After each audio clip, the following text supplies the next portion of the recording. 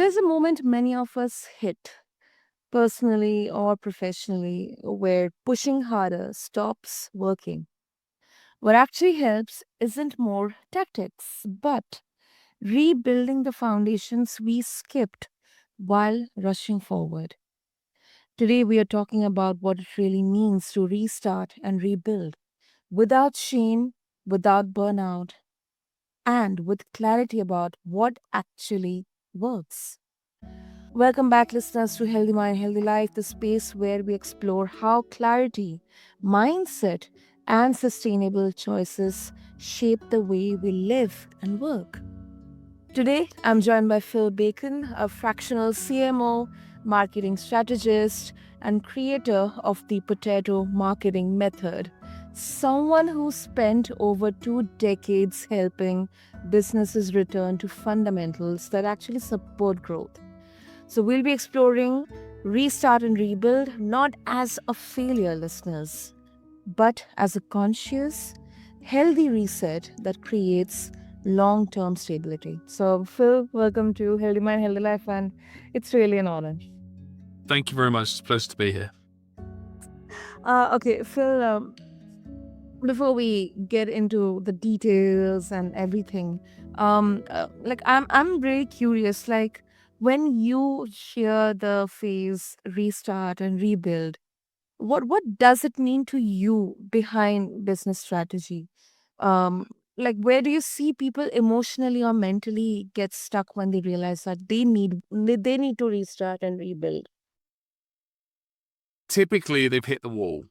That wall might be a number of different types of walls. So for some, it will be the business has hit the wall and there is nothing left. So it is a case of right, okay, we need to. It's either start again, and I've had friends go through that multiple times. Um, and the other side of it is they go, do you know what? Maybe business isn't for me. I'm going to go and get a regular 9 to 5 job again. Um, Most people that are in that position don't because they don't want to work for somebody else. Exactly. Yeah. So that's the extreme end of things. But in every stage within the business, there's always going to be a moment where you go, do we need to restart? Do we need to reset? It's that go, no go within a project. We're in the middle of a project right now that is involving a number of other parties. And this week we had a go, no go meeting. And it was very much a case of, right, okay, do we carry on? Do we need to stop and start again? Are we happy with where we're at with it? And do we, or do we just go, no, this isn't going to work, full stop? And we'll come up with we'll at that point, then we have to come up with a completely new idea. Luckily, this week's meeting went very well, and we are continuing on. So yeah, it's those go no go moments, and if it's a no go, what do you do instead? Hmm. And that actually kind of it makes sense, like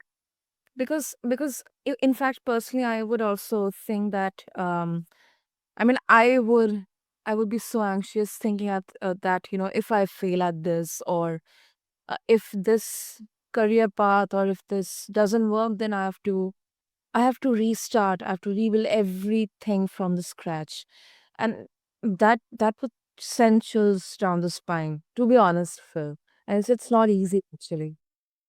It's No, not easy. no, it's not. No, not at all. And so, I mean, I set the agency up officially. I set the agency up 11, 12 years ago. And there was that no go, there was that go, no go moment. About 3 months in, where actually I was slapped with an email that said cease and desist. Oh wow. Okay. And it was very much a go, no go moment. And it was like, right, okay, there is legal ramifications if I continue doing what I'm doing. I might be drawn into a legal battle that I don't really have, one, the funds for, but also the energy for. Um, Mm. I fought it and managed to get around 90% of it, but there were some accusations in that Mm. email that were factually incorrect. Um, and when I pointed them out, they backed down. But Mhm. by the time I'd finished fighting it, I just didn't have any energy left in me. Mm. And it was like, right, okay, it's a no go. I'm not going. I can't do this. I'm just gonna have to find another way. And at that moment, it was right up against Christmas. Um, Yeah. Okay. I had a job, so it wasn't like I wasn't like I was going to be technically in trouble, financially at least. Um, and then yeah, I walked into work on Monday morning to be told that I was being made redundant, and it's like, oh, okay, this is not great. Because I haven't got the business now. I don't have a job now.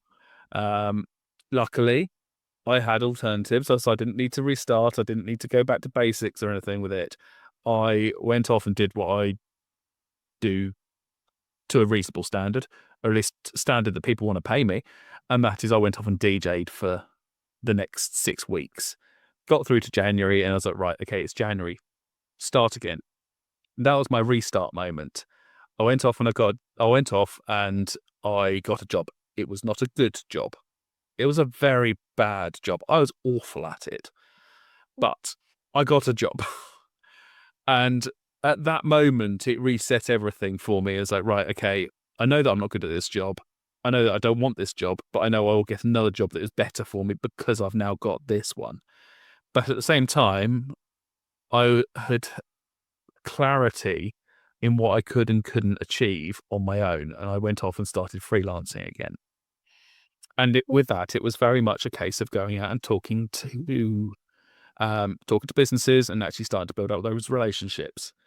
Um, yeah, that's kind of that was my reset and restart moment for the agency. I kept it bubbling along in the background, doing a little bit of freelance work here and there while I was employed. Um, and then we had a major life changing event. We all had that same major life changing event in 2020 with COVID. Yeah. Um, I was still freelancing for a few people. I was still DJing for in a couple of venues. So money was not an object. Um, sleep was sort of would be nice, but we also had a newborn baby arrive 2 days into the UK lockdown, and I was essentially told you're going to there is a very high chance you're going to get made redundant. It's like, right, okay, well, this is not ideal timing because not DJing, so I've got no money coming in from there. My wife's now on maternity leave, so we have very limited funds coming in there. I was like, looked in the bank. I was like, okay, well, worst comes to worst, look at savings. It's not the end of the world. Um, but I'm gonna push harder on the freelance stuff. And I'll see if I can I'll start looking for another job now anyway. 4 months in, I was like, no, do you know what? I'm done. I'm not looking for a job. We're making our way with the freelance side of things. And my wife gave me a bit of an ultimatum as well. If you don't, and it was basically, if you don't stick out this job, you either have to go it alone and just go for it, or you have to apply to MasterChef, um, which I'm reasonable in the kitchen. Uh, but I also don't take criticism of my food very well. And she had some slight reservations that I might try and, well, punch one of the judges. If they if they said they didn't like my food. So I didn't apply for MasterChef, but I did decide let's do it, let's go it alone. And then within 4 months, we were up and running. I had an agency, I had staff. Um, has it been easy? No. Have we had moments where it's been reset and restart and go back to basics? Yes, absolutely. Not Mm-hmm. just for us as a business, but on client campaigns as well, where we've had to go, right, okay, we need to go back to basics for this because something's not right. If something's not right in what you're doing, there is no point in adding more to it. Mm. And I learnt this lesson not in business. I learnt this lesson in a recording studio where we're sat there recording a track and it just didn't sound right. It was sounding all right at the beginning. All the elements were coming together, and then suddenly we took a break. We came back to it, and it didn't sound right anymore. It's like, well, Mm-hmm. that's not a good thing. And it's like, right, well, we could add this, we could add this, we could add this. It's all like, no. And while the engineers just turned around and said, no, strip it back, take it all the way back to where you know and you felt confident that it sounded right. And that's that same reset and restart moment. Um, it's going back to the basics and going, right, okay, what sounds right? And it's the same in business. It's if something's going wrong, go backwards, work out where Mm-hmm. everything was okay, and go back to that. I People throw campaigns and products and services and stuff at all the Mm-hmm. time at a problem. Mm. When in reality, and this doesn't just apply to marketing at all, in reality, they should be just stepping back and going, right, what is actually wrong? What Mm. what can I take away to solve the problem? And we've had it again in the last 18 months, I think it is now. I was stressed, not really enjoying having the agency, um, considering bailing out of this one to sort of try something new. Again, reset and restart. Um, and I decided to throw money at the problem instead, Okay. which um, in our case was to go through and basically reset and rebuild our our messaging and our brand. Um, Mm. we got to a point where everybody was very much reliant on me personally, which made it very, very difficult Mm. for us to grow. But it also meant that clients only ever wanted to speak to me, and I love speaking to our clients. Don't get me wrong. Mm. I have some lovely chats with them, some very entertaining chats with some of them. Um, but at the same time, I can't service everybody, and I have a team to do that. So we identified that one of the key problems was the company was named after me. Yeah. So therefore, everybody only wants to speak to me because it's got my name on it. So we had a rebrand, we had a remessaging, and we refocus our target market and our offerings down to just a handful of things, because we know we're good at them, we know we can deliver against them, and we can deliver at scale on them as well, whilst maintaining quality. And it's sort of like, right, well, there we go. That's what we should have been doing the whole time. We we'd allowed ourselves to just say yes to people, and in doing so, we started saying, by doing this process, we started saying no. And in the first 6 months, I said no to 36 potential clients. Oh, wow. Yeah. Wow. Uh-uh. And actually, to be fair, that continued on through most of last year as well. It was only towards the middle of last year when that started slowing down and we started only really getting the right sort of inquiries through. Don't get me wrong, Mm. we still get the occasional one that comes through that it might not be the right fit platform wise, it might not be the right fit client wise. Very, very occasionally it's a wrong fit, but actually we still say yes because it's something that we actually do know intimately already, or we believe in what they're doing. It's generally it's to do with like charities and stuff at that point. So we'll work with them to help because well it's the right thing to do. But yeah, that actually then led to a mindset shift and um a mental reset for me on how we operate, and who we needed to help us. Well, yeah. It's been a journey. Yeah, it is full. It is full. And as a thought, like, one thing that you said is it's not the end of the world. Um, I think sometimes that is the extreme, that, what is the last option I have? Um, Maybe we have to use up our savings, or maybe we have to do the take some risk in here, but it's not the end of the world. Um, I think that's a quite a challenging moment or phase to be in. But then uh, sometimes these moments, they really teach us something in there.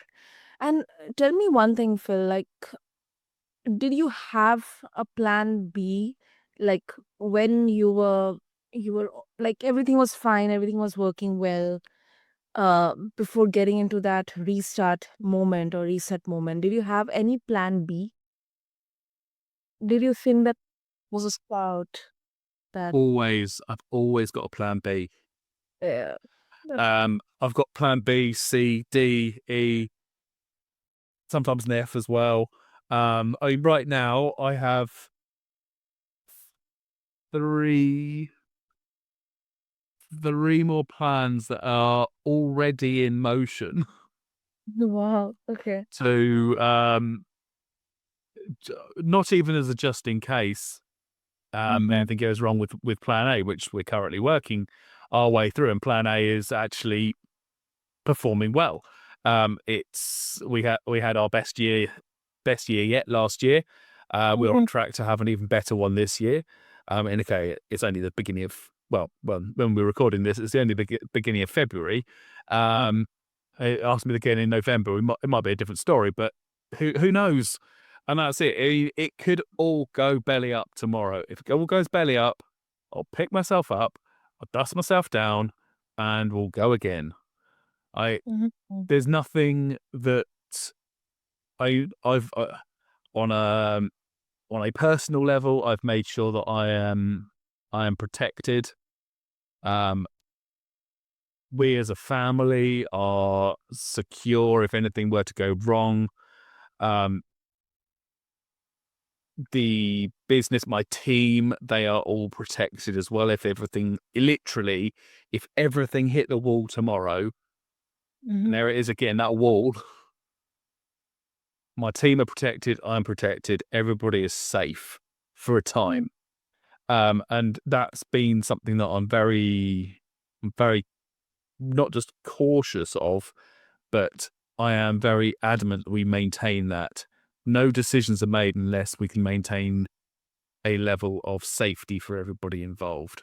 So these three new ideas that I've got, yeah, they're interconnected in some way, shape, or form. So they actually support the master plan. Um, I came up with another idea this week, which I've pitched to a couple of people already. Oh. The response has been fantastic. Um, and if there's any investors listening and if they want to hand over £250,000, I've got a fantastic idea for you. Um, it is a good idea, or at least 100% of people I've talked to about it have said it's a good idea. Um, That's great.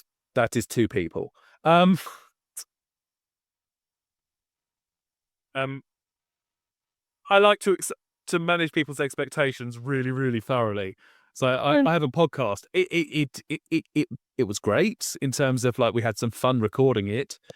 When I'm pitching it to people, I actually tell people I can guarantee one listener, and I use that as part of the pitching as well when I'm talking to people about the idea of coming on. And without fail, every single person has said yes because they've laughed at that one bit.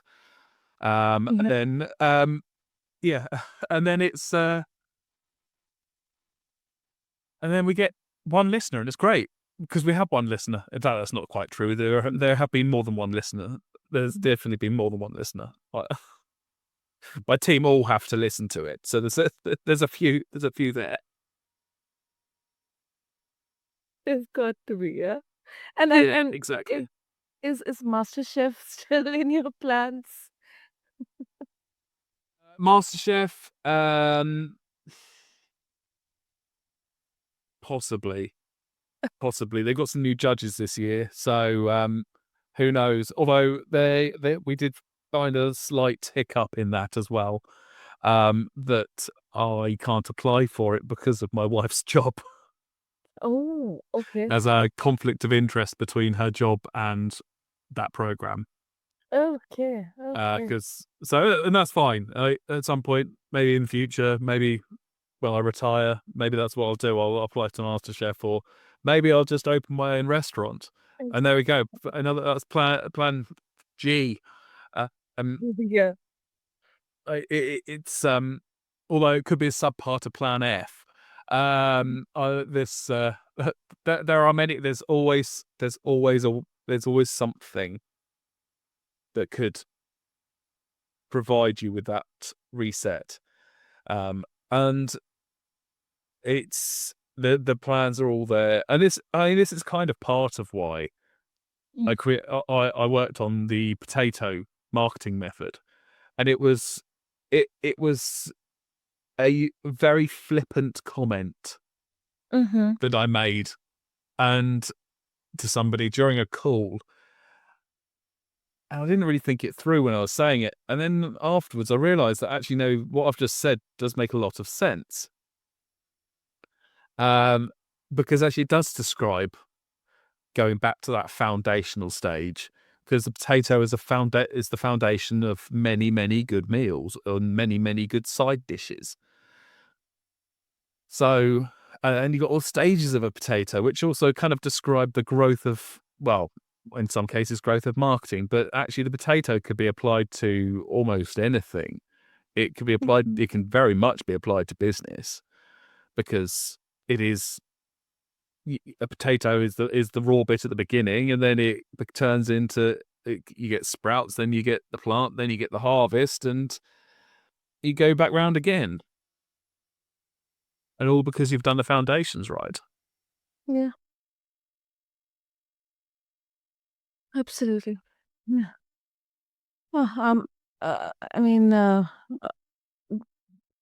absolutely like, this is lot to learn here, because this is all something that, to be honest, we all kind of, we do not want to think about it. We kind of would like to sleep on it, because it can be the worst moments. But then I think also these can be the moments where you're absolutely like honest with yourself. Yeah. Now you know that you do not have that fear. I think that is, it's just that transition that matters. Yes, very much so. Superb, superb.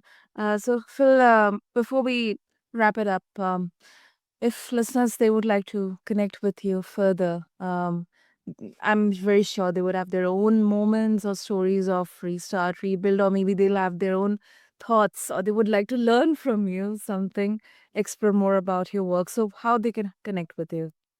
Probably the most active place I'm on is LinkedIn. So that's the easy one to find me on because my LinkedIn URL is actually just Philip Bacon with one L. Uh-huh. Okay. So there you go, listeners. You heard it from Philip Bacon. So I'll have all the links mentioned in the show notes. Find them attached along with this episode on whichever platform you're listening to your podcast on. And thank you to everyone for tuning in. If this conversation resonated or connected with you, take a moment to reflect on where a gentle rebuild might serve you better than just another push forward. And Phil, thank you so much. I absolutely loved how you brought humor, but this, happiness and because it's a very serious topic. It's a very It serious thing is. to think about. So I think that is something we all want. We do not want to always be like, serious, serious. So thank you so much. I struggle with serious. I struggle with serious, and it sometimes that works out well for me. Sometimes it doesn't. Doesn't, yeah. And I really loved it. It was really fun. And uh, listeners, thank you so much once again for being a part of Healthy Mind, Healthy Life. Until next time, yeah, stay curious, take care of your mind, take care of your life. And yeah, this is your host, Sarah, signing off. I'll catch you in the next episode. Thank you.